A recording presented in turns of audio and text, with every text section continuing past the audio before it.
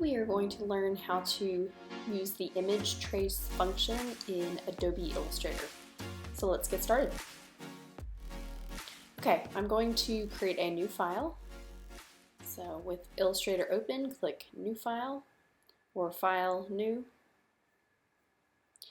I am going to use a print preset, just a letter preset. And the first photo I'm going to use today is horizontal, so I'm going to switch the orientation to be horizontal and then click Create. Okay, now let's place the photo that we are going to play with the image tracing on. So click File, Place, and today we are going to start by using this hot air balloon image. So click Place, and I'm going to click and drag a box with my image. There we go, placed it in the document. Okay, what you need to do, click on the image so it's selected. In my toolbar, I see image trace right above here.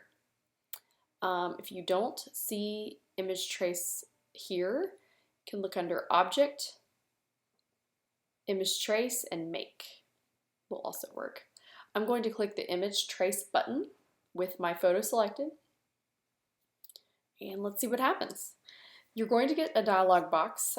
This one went pretty quick, but sometimes that dialog box can take a little bit of time. But what it has done, it has taken my photo and it has changed it to be a black and white photo. This looks okay. I would like to adjust it though. Let me show you how to adjust it. There is a little image trace panel button here. So I'm going to click that so I can see it. And let's look at some of the options here. So right now I am in black and white mode. We have some different modes. We have color, we have grayscale, and black and white. We also have some presets that we're going to play with here in a minute. But what I'd like you to do first, since we're in black and white mode, is there is this slider called threshold. And what this is doing, this allows you to adjust how much of the image is in contrast. So just slide this around a little bit and see what happens. Your image will adjust. Okay, so by doing that, more of my photo is now appearing. And if I just slide it a little bit further down, okay, so it's adjusting, it's pulling in some of those colors that were in the balloon. And if I slide it the other way, let's see what happens. Okay, it's making the image darker. You can play with this a little bit in black and white mode, but for today, I want to bring back in some of those colors that were in this image originally. Lots of presets here. Let's start with 3 colors, and then we will probably work our way up to 6 and maybe 16. So I'm going to, on this preset drop down, click 3 colors. And colors, this is where it can take a little bit of time. So depending on the power of the machine that you're working on, this can take anywhere from 30 seconds to a couple minutes. So just be patient while this works. And so now it has traced our image and pulled out 3 colors in this photo. This doesn't quite look like I was hoping, so I don't think 3 colors is not enough. I want to see more detail in this balloon. So I'm going to click down on the preset again and choose 6 colors instead. And let's let it work. Okay, I think that looks pretty good. We have detail in the sky, so some of those clouds are beginning to come through. We have more detail in our hot air balloons, so I see 3 colors here now. So I'm pretty happy with the result here. So one thing we're going to do today is we are going to change the colors in this balloon.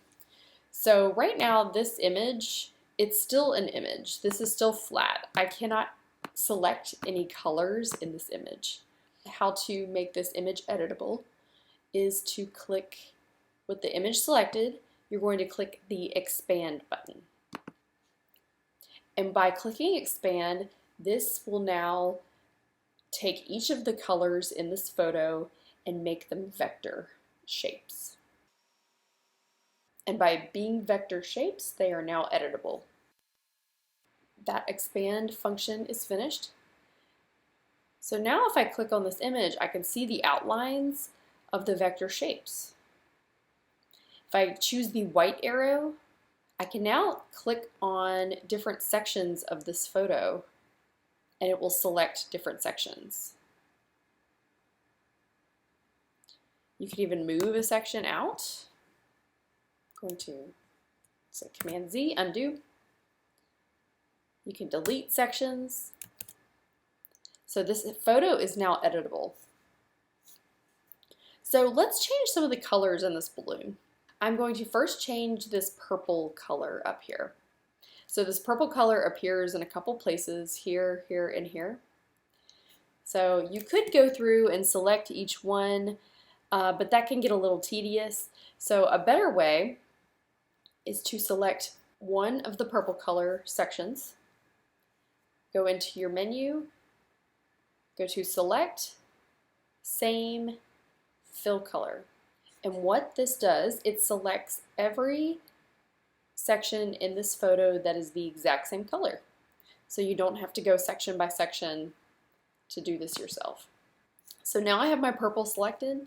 I'm going to my swatches and I'm just going to find a slightly different color, maybe a dark blue. Click off. So that section has been changed. Let's now change these other colors. I'm going to change the yellow next.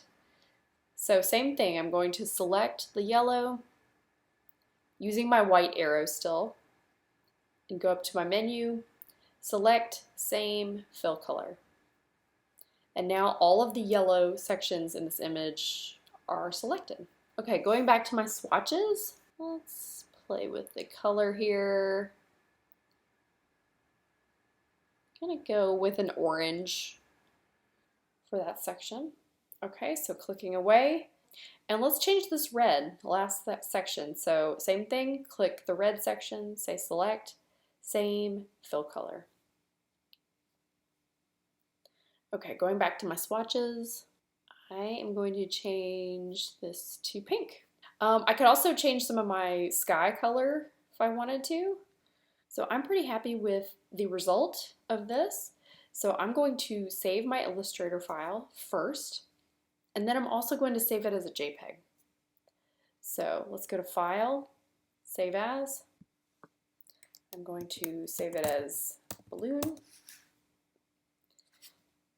It's an Illustrator file, so ready to click Save. And then I can also save this as a JPEG. So you can go to File, Export, Export As, and I'm going to export this as a JPEG. Click Export, and click OK. Now let me find my JPEG and just take a look. I think this looks pretty good. So that is how you use the image trace function in Adobe Illustrator.